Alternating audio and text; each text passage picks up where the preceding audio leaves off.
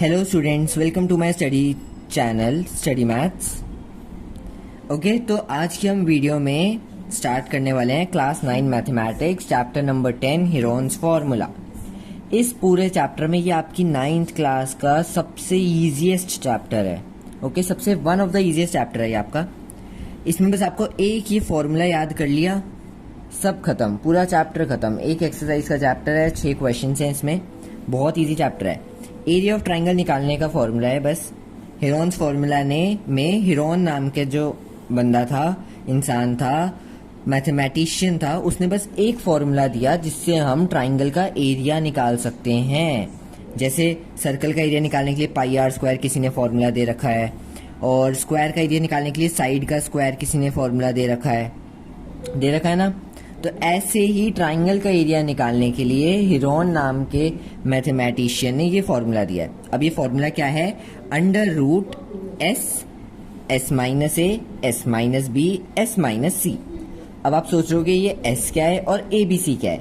तो A B C तो triangle की 3 साइड्स हैं, ओके, और एस जो है वो हमें निकालना पड़ता है बस। और एस निकालना कोई मुश्किल नहीं है। एस कैसे निकलेगा? एस का फॉर्मूला होता है जो 3 साइड्स हैं उन्हें प्लस करो और उनको 2 से डिवाइड कर दो, ऐसा आ जाएगा। 3 साइड्स कभी कभी बोलता है पेरीमीटर दे देता है, तीनों साइड को प्लस करके पेरीमीटर आता है, तो इसको पेरीमीटर बाय 2 भी कहा जाता है। ओके, चलो अब स्टार्ट करते हैं एक्सरसाइज 10.1 से। क्वेश्चन नंबर 1 में हमें एक ट्रैफिक सिग्नल बोर्ड की बात हो रही है कि जैसे जब हम रोड पे जा रहे होते हैं तो हमें एक सिग्नल बोर्ड बना हुआ दिखता है जहाँ पर कभी कभी स्पीड लिमिट होती है, कभी कभी लिखा होता है कि पेडेस्ट्रियन आगे वॉकिंग है, तो आगे कभी कभी लिखा होता है कि आगे कोई स्कूल है या हॉस्पिटल है तो ड्राइव स्लो। वो हमने बोर्ड्स देखे हैं, यहाँ पर उसी की बात हो रही है। और वो जो बोर्ड्स होते हैं वो इक्विलेटरल ट्राइंगल की शेप में होते हैं, ये भी शायद आपके क्वेश्चन में ही मेंशन है।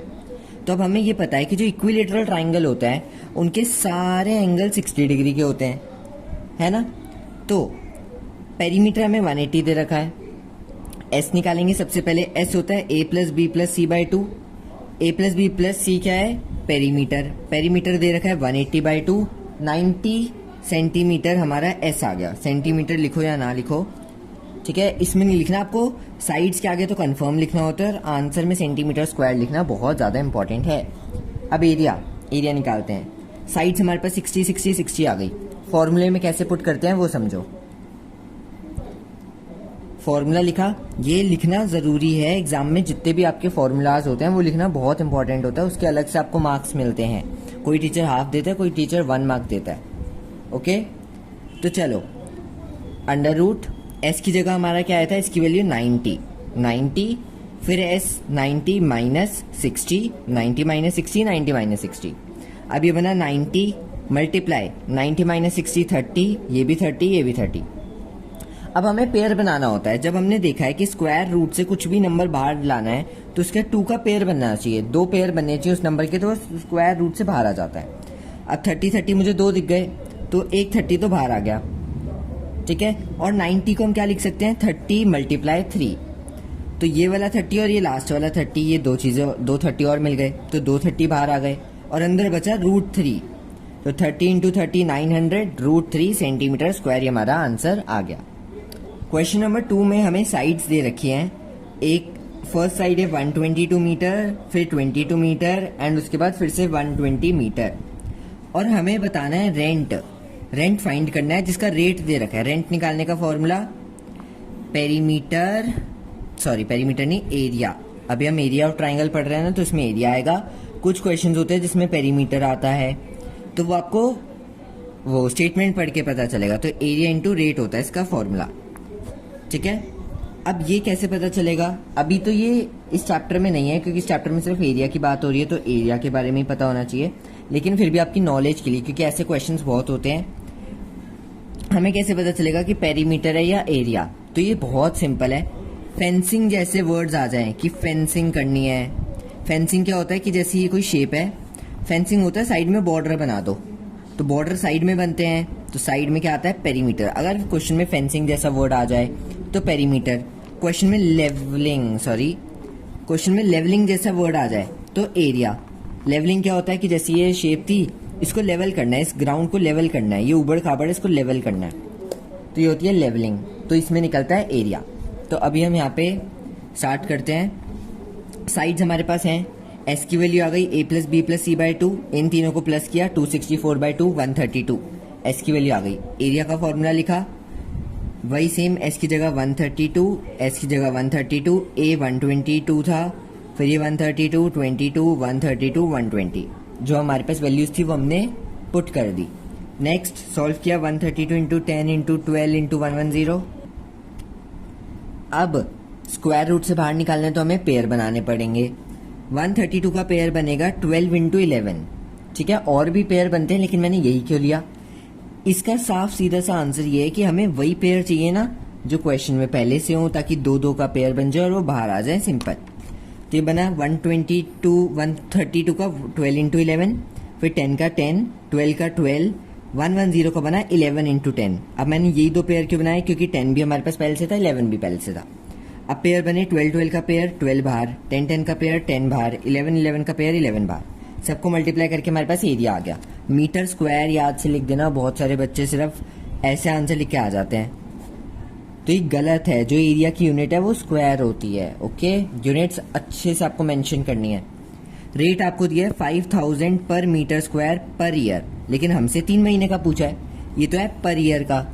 तो सबसे पहले रेट लिखा, पहले एरिया आया, जो फॉर्मूला मैंने बताया था, एरिया इंटू रेट, तो एरिया आ गया, फिर रेट आ गया, उसको मल्टीप्लाई करेंगे, पर ईयर का दिया है और हमें 3 महीने का निकालना है, तो ये 3/12 बन गया, ठीक है। टोटल नीचे आ गया और जितने का हमें चाहिए होता है, रिक्वायर्ड होता है, वो ऊपर आ जाता है। तो 3/12 बना, इसको कट करेंगे, सॉल्व करेंगे तो 16,50,000 हमारा आंसर आ जाएगा। थर्ड क्वेश्चन पे चलते हैं। थर्ड क्वेश्चन तो बहुत ही सिंपल है, 3 साइड दिए हैं, एरिया निकालना है। एस की वैल्यू आएगी a plus B plus C by 2, तीनों को प्लस करके 32 आया, उसको 2 से डिवाइड करके 16 हमारा एस आ गया। फॉर्मूले में पुट किया तो यहाँ पर आ गया 16 इंटू 1 मैंने कैसे लिखा, 16 माइनस 15, 5 कैसे लिखा, 16 माइनस 11, फिर 10 कैसे लिखा, 16 माइनस 6। आपको स्टेप करके दिखाना है, ओके। चलो अब इसके पेयर बनाए, 16 को 2 2 2 2, 5 का 5 एज इट इज, 10 का 2 मल्टीप्लाई 5, यहाँ 5 का पेयर बना, 2 का पेयर बना, 2 का पेयर बना, तो ये सब बाहर आ गए, अंदर एक 2 बचा था, तो 20√2 मीटर स्क्वायर आंसर आ गया। चलो क्वेश्चन नंबर 4। क्वेश्चन नंबर 4 में 2 साइड्स दिए हैं और पेरीमीटर दिया है। तो इतना, जैसे आपको ना मैथ्स में क्या होता है, क्वेश्चन देख के उसका हिंट समझना होता है, उसका मीनिंग समझना होता है, वो समझ लिया तो आपका आधा क्वेश्चन वहीं सॉल्व हो जाता है। पेरीमीटर दे रखा है, ओके। तो पेरीमीटर कैसे निकलता है, a प्लस बी प्लस सी, तो 42 पेरीमीटर की जगह 42, a है 18, b है 10, c हमें फाइंड आउट करना है। तो इसको सॉल्व करके c की वैल्यू आ गई 14, क्योंकि 18 प्लस 10 28 उधर जाके माइनस हो गया, c आ गया 14 सेंटीमीटर। c की वैल्यू आई, हमने s निकाला, पेरीमीटर अपॉन 2, 21 आ गया s। फॉर्मूले में पुट किया 21 इंटू 3 इंटू 11 इंटू 7। अब वो स्टेप आपको बीच का लिखना है जो मैंने यहाँ पे मिस किया है, ये आपको समझाने के लिए सिर्फ वीडियो, आपको ये सेम आंसर नहीं करने होते। आपको कुछ क्वेश्चंस होते हैं जिसमें मैंने वो स्टेटमेंट एक आधी कम लिखी होती है, क्योंकि ये हमारा मेन पर्पस होता है कि आपको हम समझाएं, आपका कंसेप्ट क्लियर करें, ना कि स्टेटमेंट लिखना सिखाएं। वो आपने अभी तक 9-10 सालों में बहुत अच्छे से सीखी है, ठीक है। तो अपना कंसेप्ट पे फोकस रखा करो। ये आ गया, अब इसके पेयर बने 3 इंटू 7, ये 3 का 3, ये 11 का 11, 7 का 7, 3 3 का पेयर बन गया, 7 7 का पेयर बन गया, दोनों बाहर आके 21 और √11 centimetre square answer. Question number 5, perimeter दे रखा है, एरिया हमें निकालना है और साइड्स का रेशियो दे रखा है। जब भी रेशियो दिया होता है तो हम उन्हें लेट करते हैं। 12 है तो 12x, 17 है तो 17x, 25 है तो 25x। अब पीछे वाला सेम फॉर्मूला कि perimeter is equal to a plus B plus C, solve करेंगे, x की वैल्यू आ जाएगी 10, ठीक है, क्योंकि ये 12x plus 17x plus 25x 54x होता है, ये कट गया तो 10 हमारा x आ गया। x 10 आ गया तो साइड निकालेंगे, 12x मतलब 120, ये आया 170, ये आया 250। आगे का तो बहुत सिंपल है, s की वैल्यू निकाली जो 270 आई, फिर एरिया ऑफ ट्राइंगल में पुट करके पेयर्स बना के आंसर आ गया। 6th क्वेश्चन पे चलते हैं। इसी के साथ आपका चैप्टर भी फिनिश हो जाएगा। इसमें आइसोसेलेस ट्राइंगल की बात हो रही है। आइसोसेलेस ट्राइंगल मतलब दो साइड्स इक्वल, दो साइड्स इक्वल तो मतलब दो एंगल भी इक्वल है ना, क्योंकि अभी हमने चैप्टर 7 की वीडियो में देखा था कि angles opposite to equal sides are also equal.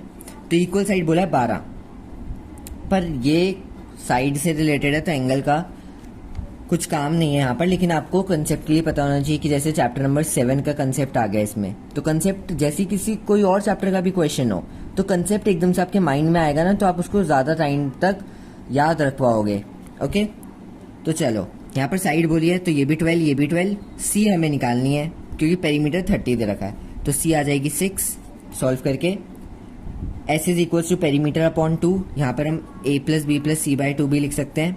तो s की वैल्यू 15 आई, तो ये बना 15 multiply 3 multiply 3 multiply 9, s minus A हो गया। ठीक है, तो 15 माइनस 12, 15 माइनस 12, 15 माइनस 6।